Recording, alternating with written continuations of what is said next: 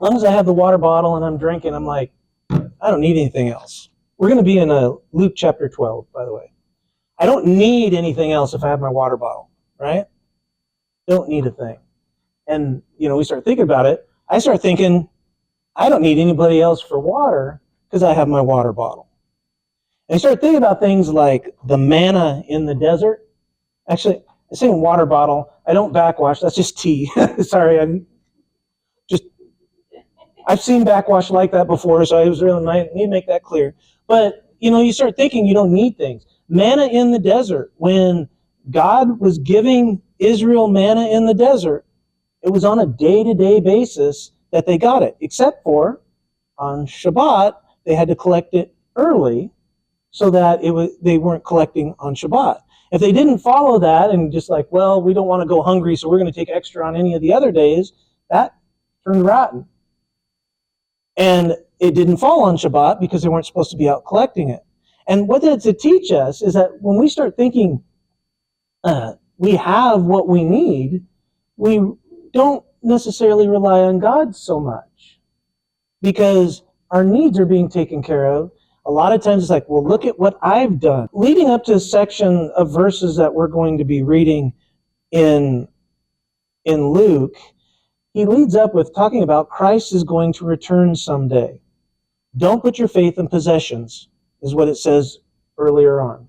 Like what we're talking about. Don't put your faith in that. Put it in something that's worth more. Even when it's hard and nobody else is looking, put your faith in God. He said that's what it is. It's talking about the house and making sure that you're waiting for the bridegroom to come home because you don't know when that's going to happen. So you need to be serving God all the time. Not just when it's easy. Be persevering with what you know to be true. We also get in this piece a dichotomy. We've heard Yeshua is the Prince of Peace. However, in this section, it also talks about he doesn't bring peace but division. This is what Christ is talking about. In one house, you will have kids turning against their parents, parents turning against their in-laws, and you will see this. And you're like, well, wait a second, what's with this whole peace on earth stuff? Well, what he says before he starts talking about this, and I want to keep you in mindset of what we're going to read, he says he's bringing fire to the earth. Why? Well, he's planning on purifying the earth. And he's bringing peace. You can't have the unholy with the holy. And so he's coming, and you'll see the division. And when we get to the scripture we read, it's interesting how it fits into this section. The division that he's talking about, when he says there's going to be a division between family, Micah 7:6 is what he's quoting on this, or he's referring to this. And he says, you will have division in the family. Kids won't like their parents, all this sort of thing. And he concludes in verse 7, but as for me, I will look to the Lord. I will wait for the God of my salvation. My God will hear me. So as a result of this, he's saying you need to be repentant. You need to come before God, and you need to make him first all the time. All right? Then we get into Luke, the part that we're going to be reading here. And he says this, starting in verse 54. He also said to the crowds, when you see a cloud rising in the west, you say at once, a shower is coming, because that would be coming from the sea. And so it happens. And when you see the south wind blowing, you say, now this is coming up from the desert, there will be scorching heat. And it happens. You hypocrites, you know how to interpret the appearance of earth and sky, but why do you not know how to interpret the present time? I know personally, it hasn't been 6 months that before 6 months ago, I just didn't watch the news. I mean, it says, interpret your current times, what's going on. Now, he's talking to the people saying, you're seeing the Son of God before you. You know, you need to be following me. That's the interpretation you should be getting right now. But we start looking at, in our times, what do we have to interpret? What do we see? I mean, I wouldn't watch the news. And my reason, and now I'm even wondering why I watch the news, because you got all this AI stuff out there. You've got to look at how many different news outlets, and all of them are so stinking opinionated one way or the other. You're like, well, what is the truth? You see a video and you're like, oh, that's the truth. Then you see it from different perspectives. Like, well, dang, what is the truth? And so, but we're supposed to be interpreting our times. Now, I find it interesting, and I think we get a better look at this, and you can turn there if you want, when Christ uses these same words about you need to pay attention to your times. And he mentions it in Matthew 16. Now, what I think is interesting is that he's not talking about the same topic. Like he's talking about there's these worldly things, you need to put it away and focus on heavenly things. And now keep in mind, I want to make sure the setting for this one is he just got done feeding 4,000 people miraculously. Then he's going to say, after he gives this advice about pay attention to the times, he's saying, don't worry about food so much.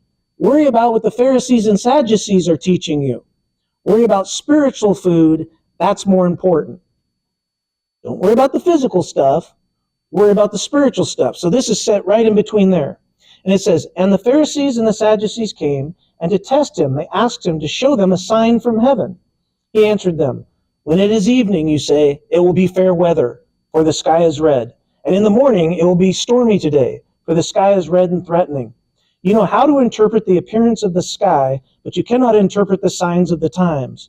And an evil and adulterous generation seeks for a sign. But no sign will be given to it except the sign of Jonah. So he left them and departed.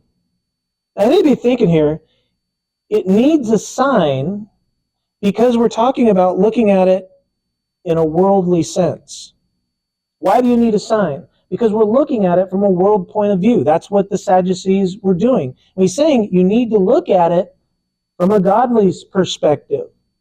That's the jump here. He's like, you're worried about food. You need to be worried about the spiritual blessing. And he says, I'll take care of you. I take care of the birds. I'll take care of you. And he's saying, you've got to look at it from spiritual, because it's spiritual warfare, what we're talking about, is what it looks at. Look at the times. Back to Luke. Now, it's interesting because these two connections are in different places in Matthew. And so if we get a better perspective, so he's drawing them to look at spiritual, not physical things. And it's in the middle of, you guys know, in Luke, this section is in the middle of, you're going to need to repent or you're going to perish. In Matthew, instead of worrying about food, about physical things, you can be worried about the heavenly things. And so he says this in Luke, starting in verse 57. And why do you not judge for yourselves what is right? As you go with your accuser before the magistrate, make an effort to settle with him on the way, lest he drag you to the judge, and the judge hand you over to the officer, and the officer put you in prison. I tell you, you will never get out until you have paid the very last penny. Okay, we're talking about what it seems like, pay attention to the signs, and all of a sudden we flip to make amends with your accuser, because he's going to throw you in prison. You're going to be in there for a long time. Now, these prisons were not nice places. They might forget to feed you. You know, it was like, we're not going to spend very much on you. The only people that actually might have had enough food is if you came from a wealthy background and people were providing you food. So why this jump? Well, that prison was a Roman perspective. When you talk about they're going to throw you in prison until your debt is paid, that's a Roman idea. That's a worldly idea. What does Torah tell us to do? In Leviticus chapter 25, they start talking about you need to be dealing with people honestly. You owe them money. You're going to borrow money from them for their fields or whatever. You pay them back. Your Jubilee's coming up. You don't give them a whole bunch of money for a field you're not going to have for very long. They're not going to expect that from you. In fact, when the year of Jubilee comes, you're going to get your field back. And then you can make another deal if you want to. That's how he's telling us to deal with it. You start dealing with it by, hey, we're going to take it before a magistrate. That's a worldly perspective, which is what the scriptures are trying to tell us to do. Look at the times. Don't interpret them as the worldly will, because then you're going to be judged by the worldly, and you're going to be punished in the worldly, as opposed to looking for the spiritual peace. Now, in Matthew chapter 5, it kind of expands on this. Now, what happens here is that Christ has just, like before this, he has just pointed everybody back to the Torah. He said, you need to follow my word. He's saying that don't ignore a jot or tittle, which is just little markings in Hebrew that you would see in the Torah. Don't ignore the lightest, smallest one. And then he says, if it even goes on, it says, and if you teach people to kind of relax those things, it's going to be less for you in the kingdom of heaven. So it's right after he says, go back to the Torah, and then he starts getting into specifics. So he says, all right, you need to follow the Torah. And then in verse 21, he says, you have heard that it was said to those of old, you shall not murder, and whoever murders will be liable to judgment. But I say to you that everyone who is angry with his brother will be liable to judgment. Whoever insults his brother will be liable to the council, and whoever says, you fool, will be liable to the hell of fire. Now, what he's pointing out, he's not making up new things. He's trying to get back to the Torah is a spiritual thing. It is a matter of your heart when you're following God's laws. And he's saying murder in the Ten Commandments covers a lot more than just killing somebody.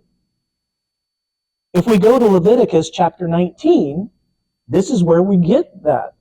Leviticus 19, verses 17 to 18, says this, you shall not hate your brother in your heart, but you shall reason frankly with your neighbor, lest you incur sin because of him. You shall not take vengeance or bear a grudge against the sons of your own people, but you shall love your neighbor as yourself. I am the Lord. So what he's referring you back to is the Torah. Christ isn't making up something new. He's saying, go back to the Torah. Now, if we see that, and we see that, okay, he's just saying you're in danger, he goes on with verse 23.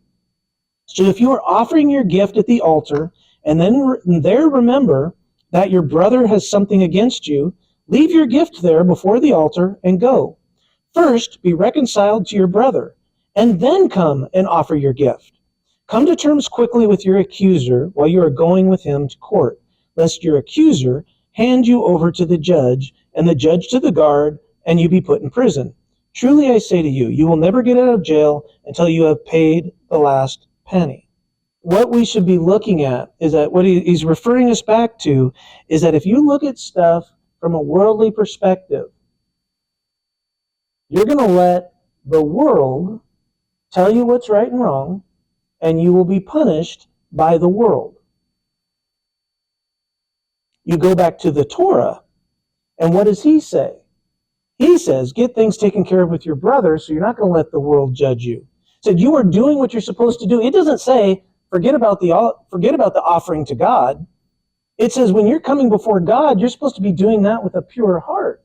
You're supposed to be doing that because you love God, you want to serve God. He said, if you're trying to do that, but you've got something against your brother, well, we're talking about following Torah here. Go take care of that. So that when you come back and you are here with God, I mean, that's one reason why we do our prayer requests at the beginning, because if you have something on your heart, you want to put that before God, and then you can be in God's presence. And that's really what they're going at here, is that go back to the Torah, read what it says, and get things right with your brother, because we're not going to do it the world way, because the world's going to get to punish you. And if that's how you're going to see it, then you follow those rules with that. It's all about the spiritual warfare. It goes back to the heart. Which way are you going to look at the world? In a biblical way or in a worldly way? How are you going to go about your business with that? Now, as we come into the next week, I always try to challenge a little bit, and lately the last weeks have been, share your faith with somebody. And if you're like me, it's hard. You're praying, you're asking for that opportunity, and you're kind of waiting for it. But there's also something else you can do in that prayer as you witness to other people. We're supposed to be looking at the signs of our times, right? We're supposed to be following Torah. The world, now keep in mind, the world does not understand why you would take care of it. Why don't you just take them to court instead of trying to handle it before you go to court? The world's not going to see wisdom in what you're doing. The world's not going to like what you're doing. But what we do is we follow the Torah. We can pray that we can be that witness to other people. That's the light that they're going to see. That's the light that somebody at some point is going to say, I want some of that. And so as we go into this world, we want to keep praying, Lord, give me the opportunity to share that you died on the cross for sin and you came back. Let's keep praying for that, because that's the end game right there. That's where it all matters. But let's also be praying that we can get into our words. Pray for discernment, be reading our scriptures, see what the Torah is actually telling us, because it tells us what to do. It tells us how, when you're in a situation you don't understand what to do, there's instruction there for us. Let's pray.